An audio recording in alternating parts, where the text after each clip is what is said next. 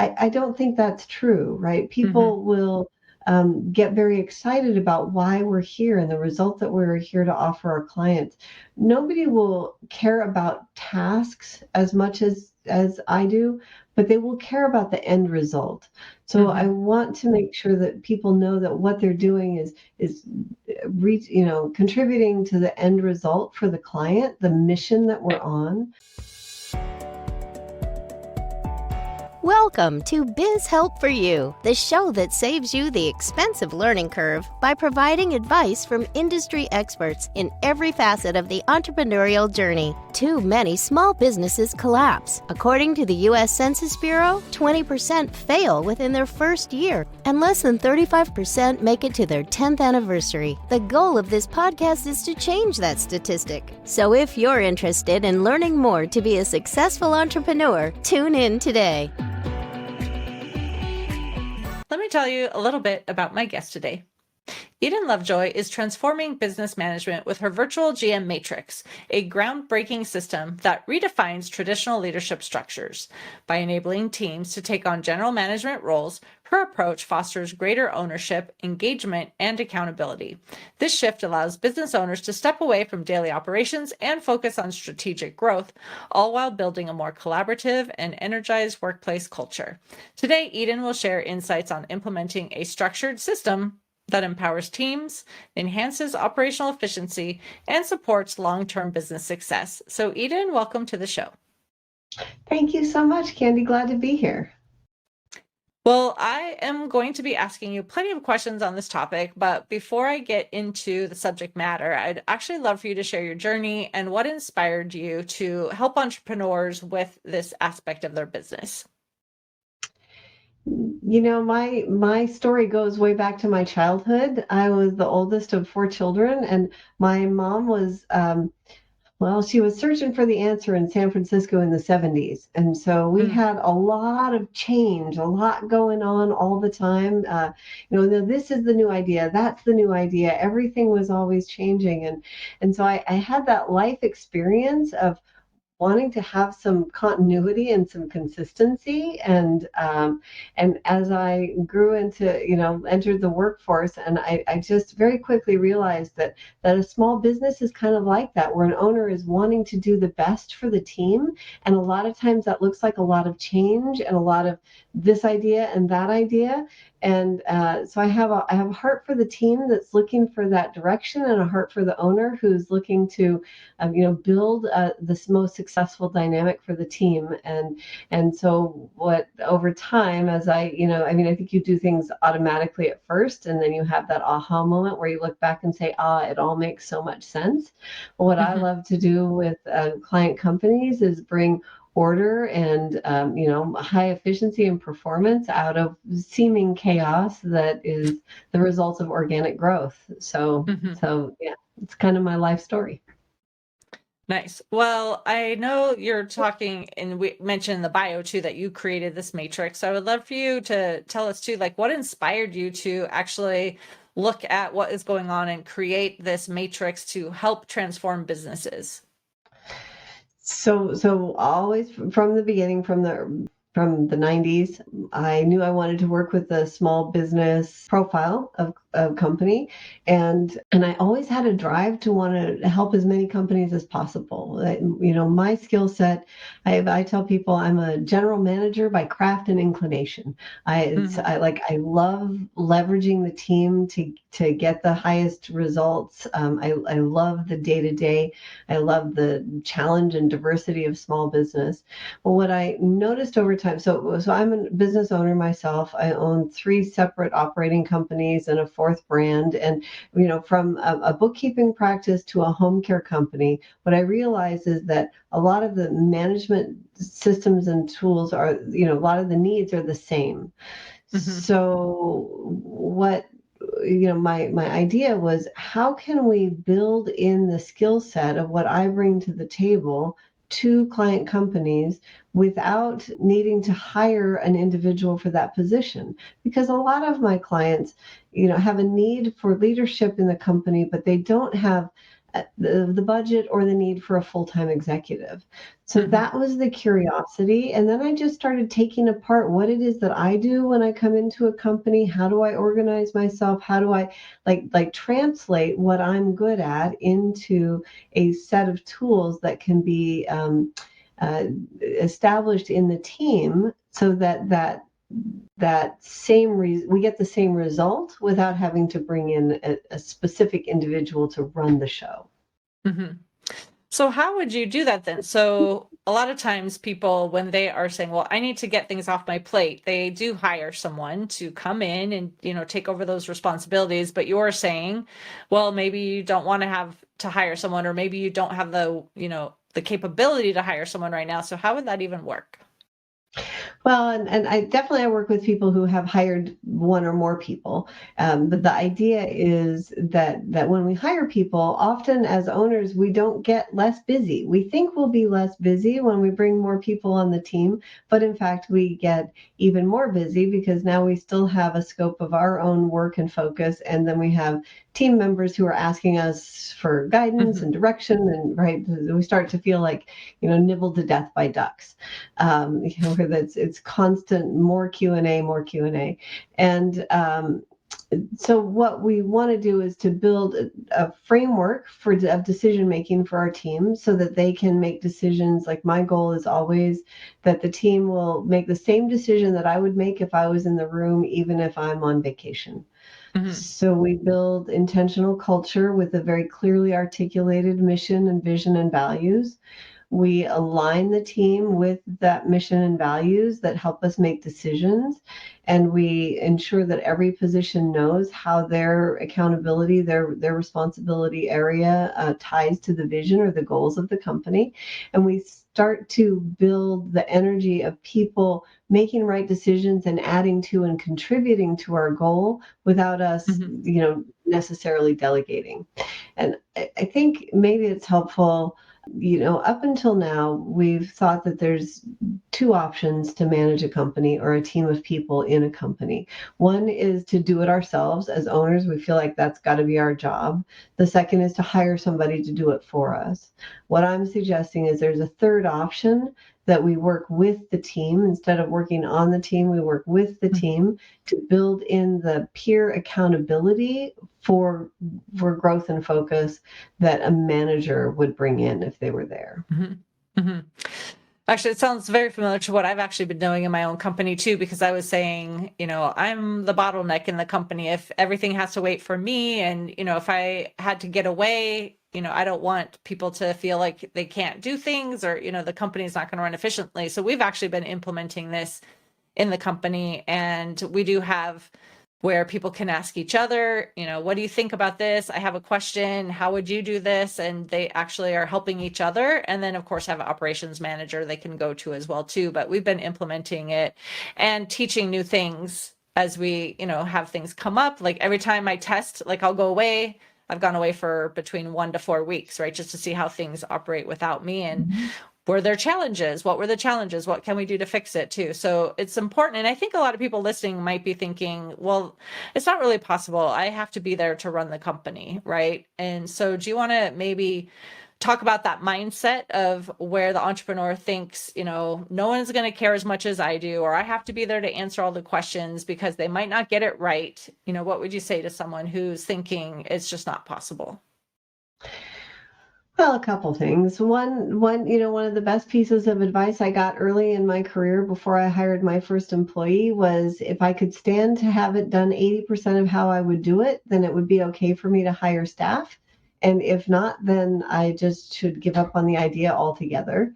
To Mm-hmm. recognize, I would counsel that you recognize that people are going to do it not exactly the way that I would do it, but they're going to do it within the guidelines that I set. Mm-hmm. So that's one piece, is to know where there's flexibility, to know the things that are must-haves and things where people can bring in their own creativity. But Mm-hmm. but a key point in what stated there, Candy, was that idea that nobody's going to care about this as much as I do. And circling back to creating very intentional culture, I don't think that's true, right? Mm-hmm. People will get very excited about why we're here and the result that we're here to offer our clients.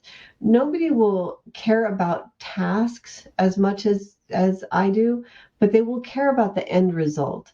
So I want to make sure that people know that what they're doing is contributing to the end result for the client, the mission that we're on. And then I also then the other piece of that is in the roles. I don't use job descriptions, but role definitions. And the difference between that is the difference between a list of tasks that we're telling people to do, and a set of accountability or results that people are responsible for. And in that role definition, it's very important to also communicate not only accountability but authority. Like, get very clear about delegating authority. And when you do that, people realize their value, right, and their responsibility. And they, I've shared often, but I had a banner week, one week, where I had employees from 3 different client companies in the same week share with their boss that they were headed out on vacation and they were working on an ops manual for their own position to make sure somebody else did it right, because they cared as much about their job as the owner did. So it's absolutely possible when you dial it in right. I agree with you there too, because I've seen with my own company too, like I said, we've been able to empower them to make decisions and, take ownership over things. So I would ask you then too, like, how do you work with someone to actually teach them to give that team ownership and, provide the accountability to them, but like develop them into those positions? So that is, I think that's the value of the matrix, which is a 10-step process of pieces that you put in place that um, begin to build that trust. And the tricky thing about trusting the team is, or trust with anyone, is you actually can't build trust until you take the action of trusting. You have to practice. So it's about creating the framework, creating the roles, giving enough room for people to learn and grow. And then an important piece of the system is having a feedback loop so that I need to have a dashboard on my companies where I can track the trends and how things are going. I can see from the chatter, and whatever your company is, that it'll be different performance metrics that you're tracking.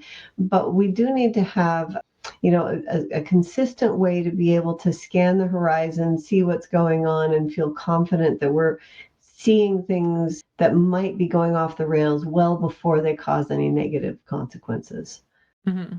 Right. Well, as business owners too, we're supposed to be the visionaries of the company and figuring out like where we're going to take it and what we're going to do to get there. But we often get in the middle of all the minutia, right, of having to do those daily tasks. So how do you encourage an entrepreneur to shift then from handling those daily tasks to going towards that strategic leadership? It's interesting. I can't tell you how many owners I've worked with who have, we build the system of delegation, and then they delegate things and then sit and look at the wall for a minute and go, now wait, where's my value? It's kind of like there's an internal a mindset piece that has to shift, because we feel important when we're busy. And when we so practice is really, it is about practice. It's about recognizing and coaching through the differential of it's such a great question, Candy. I'm just thinking, how do I, what I know is that when I talk with people, I recognize that moment where they're kind of going, gosh, where am I valuable now?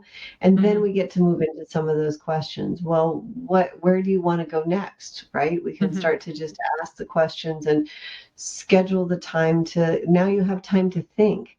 What would you like to do with that time? It's again, it's about practicing a bit though, because at first it's uncomfortable.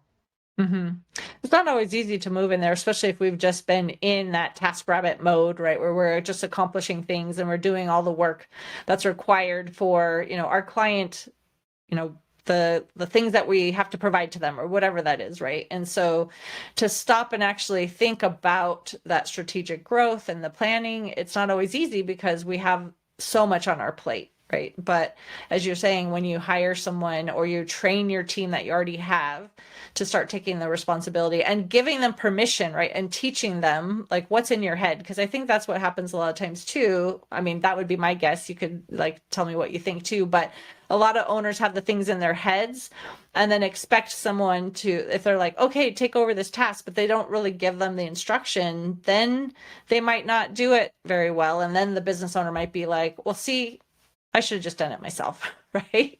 So do you want to maybe explain what they should be doing for that process on how to actually start delegating those things to staff members and giving them what they need to be successful? Well, the first step is write a list of all of the things that you don't want to be doing. That if at the end of the week, if I didn't have to do this ever again, I would love that. And I like to prioritize those things. And so what I would do with a client is what the matrix would suggest, the next step to identify that is to really take all of the tasks in the company, and I like to put them on sticky notes, right? Even so you can play with them and sort of start playing with what different roles would be. How can I group tasks? Because one of the things that happens as we grow organically is that people just grab things as we go, or like everybody's got their eye on the same thing and nobody's got their eye on something that's less fun to do. And there's a lot of different ways it can evolve. But if you actually sit down, and I've got a sample, org chart, and put different tasks on sticky notes and look at that org chart and start grouping them together and say, oh, this would look like a job, right? This would look like a job I could have somebody do. Then we write again the results or the accountabilities for that. When it comes to training to the tasks, it's, nowadays we have such great tools in being able to record and convert a conversation into instructions. But I leave it to the employee to write the instructions. So the way I like to do that is to turn it over to them, to show them, to train them, and then ask them to write me a set of instructions that I can review to confirm that that makes sense, if it's something that's got real specificity. So those are a couple of the tools that I would use. Well, we know there's so many people now that are working remotely versus, years ago we were all in one office building together and, doing that. So do you find it's still just as easy to work with a team that's dispersed, or is it easier to work with someone, when they're all together in one office space? Like, what has been your experience? It really depends. I have a client company. I'm actually a fractional COO for a client company that's completely distributed and has been from the beginning. There's never been an office space, and that works phenomenally because it's just the culture. The culture is consistent all the way throughout. I think there's more difficulty with hybrid teams when there's in office and then somebody's trying to work from home, because there's a sense of disconnect. But it really is about defining the rules of the game of how we're going to play together, and we can do that to inspire people, whether they're remote or local. Those core pieces of mission and values reach the heart of humans, and those don't have to be in the room for that to happen. So definitely can work with distributed teams. Okay, perfect. So you mentioned feedback loops too. Do you want to go into a little bit more detail on how they set those up and they implement them so that the staff is getting, that feedback from the business owner? Sure. Again, the process of setting that up is first to sort of track for a week or two. What are the things that you're looking at that help you understand how things are going in the company, right? Am I looking at the bank balance for cash flow? Am I looking at the receivables report? Am I looking at the call logs? Am I listening to the conversations of the front desk and who they're talking to if we are in an in-person environment? Sort of track all of those things that are the data that you're collecting, probably unconsciously most of the time, right? As owners, we're just so connected in the flow of the business that all of this data is coming in. So it's the first step is to get very conscious about what those things are and map that out. And then depending on how technological you are, the amount of resources you have, you can go from all the way to entering that data into one magic dashboard where you can pop in the morning and see the status of all of those things that you're tracking, or you can just simply have a a known cycle of things. So if I'm traveling for a week, these are the 5 things that I look at. I look at them every third day or every fifth day to get a sense of what's going on. So the thing about, I think it's always different for every company. So the matrix that I'm offering or that I've designed, one of the things that's unique about it, I think, is that it's not a specific, like there's not this specific dashboard that I give to everybody because every business is unique. So it is about building a business that works for you as an owner. So we go through the concepts and then discover how that applies in a particular circumstance. And earlier you mentioned the culture of the business too. So if somebody is saying, well, maybe the culture is not exactly where I need it to be for the team to take on that ownership and, continue helping us grow the company, like what would you say to them to help foster that culture of team ownership? Well, I always come back to mission and values and clearly articulating and communicating them and then bringing them alive. So, it's a little bit harder than we think. I think I should know myself well enough to know who I am, what my mission is, and what my values are. I recognize that it can be difficult to articulate that.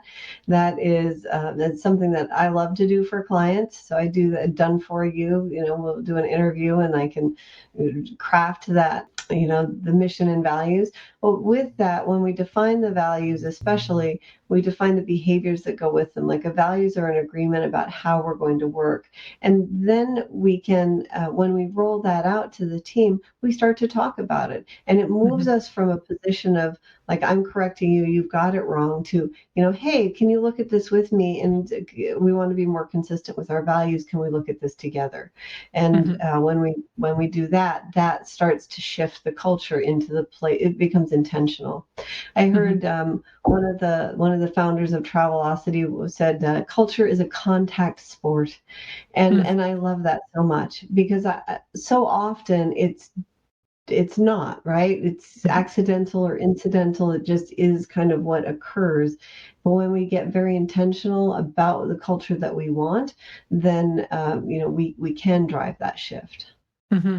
So do you have any specific tips then on what they can do to create that culture? Because now we're hearing, yes, you want to have this culture, but maybe, like you said, it was just kind of accidental, things happened. Maybe it's just not where they want it to be now. So what are the steps they can take to really start implementing that change?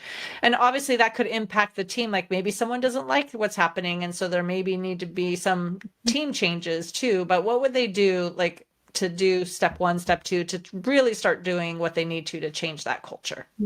Sure. Step 1 would be to write the mission statement.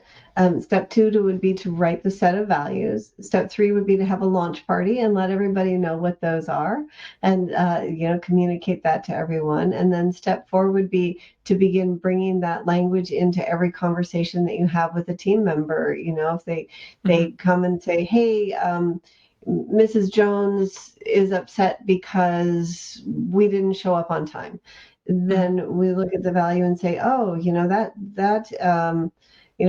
our value of professionalism is not being fulfilled when we're not showing up on time. So let's look at our system of how we're able to make sure we get there on time.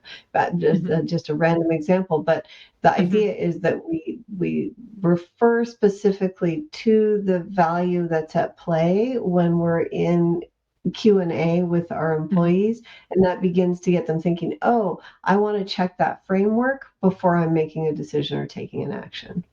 And as you're fostering that team ownership too, like how would you coach a business owner who maybe has someone who has an idea, right, that they want to share that's different than how things have been done, and the team thinks, oh, this is a great improvement, but the owners may be feeling like, well, that didn't come from me, right? So how would you coach them to be open to hearing, and not that they have to always do what the team, would say, but listening to their ideas and implementing them when they can? Well, you get to decide how big do you want your company to be? Because if you want your company to be as big as you can imagine and design, then you can let Mhm. people know, thank you, but in this company, right, I'm going to be the idea generator. Might be a limiting belief that you have to be the person who generates the ideas. If you Mhm. want to have a new idea that your company can grow beyond what you're able to imagine, then it gets very curious what people are Mhm. suggesting. I mean, I know it. I know that feeling though. I mean, I've been there so many times where I'm on a track, I've got an agenda, we're producing things, and somebody comes in with an idea that feels like a distraction. It's like, Mhm. I don't, not right now. But we have to practice train. I mean, so two things about that. One is we can say, hey, it sounds like a possible idea, but this isn't the right moment to discuss it. So let's put it on let's schedule a time when we can talk and really consider that. Or, of that seems like an interesting idea. Can you go build it out a little further so I can evaluate it at another level of detail? Mhm. But I think, it's check your ego at the door. If Mhm. you are going to limit your company to only what you can figure out, then you're going to be small, which is fine. And I Mhm. totally support that choice. Just be clear about it. Right. Right. Yeah, you just have to be intentional about what you want, for your company. I tell my staff too, when I used to do all of the stuff, all the bookkeeping or the payroll or the whatever, I was in the midst of it and I'm now, handing off tasks and trying to do that higher level work. And so I may not see the changes in technology or, maybe there's a better way they see how to do something. And I tell my staff, if you see a way to do something more efficiently, like, please let me know, because the further I get out of that task, like the less I know how things are working, at this point, because things are always changing, right? Technology, they get updated or, maybe they figure out a better way to do things. And so I'm actually trying to encourage my staff and give them permission to do that. And some are a little nervous to do that. But I think, as I can keep encouraging them and be open, and like you said, maybe the idea isn't perfect for now, but encouraging them still, like, maybe this isn't the right moment for this, but I'm so thankful that you thought through that process and brought it to my attention, right? So I think that's where I am in the process too. Yeah, and exactly, right. I mean, you hit the nail on the head exactly. Is we can't know everything, nor do we Hmm. want to know Right. everything, really. Hmm. I mean, I don't want to know everything, and I don't want to be doing everything in every little Right. detail. I want other people to do that work, so I Hmm. get to they're on the front lines, you know. Hmm. Exactly. So I know we are coming to the end of the time that we have together. So I wanted to ask first, do you have an offer that you would like to extend to our listeners? And also, if they want to reach out to you, how can they connect with you? Sure. I have, well, the first and foremost is I'd like to get my matrix out into the hands of as many people as possible. And so easily downloadable, you can request that at freebusinessbook.com. Want it to be memorable and easy. So freebusinessbook.com. And from there, you can download the book, and there will be contact information there as well to reach out to me if you'd like to do that. Okay, perfect. Well, thank you, Eden, for being here with me today and discussing this. I really appreciate your time and the insights that you have shared with us. Thank you so much for having me. And to the listener, if you enjoyed today's topic and you want to hear additional information, you can find access to exclusive content in the show notes. Thank you for tuning in today. Would you please share this episode with those you know and leave a review on your favorite platform? And if you find our show informative, would you consider being a financial sponsor to help me continue my mission to educate business owners? A link is located in the episode description, and no amount is too small. I'd really appreciate your support. If you are interested in connecting with our guest and receiving the offer they had to share, a link to our resource page is in the show notes. Finally, if you have any bookkeeping or payroll needs, reach out to us at 310-534-5577 or contact@abandp.com. My team and I are eager to assist you. Until next time, have a great day. Thank you for listening to Biz Help for You. Please join your host, Candy Messer, again next time. Have a terrific day.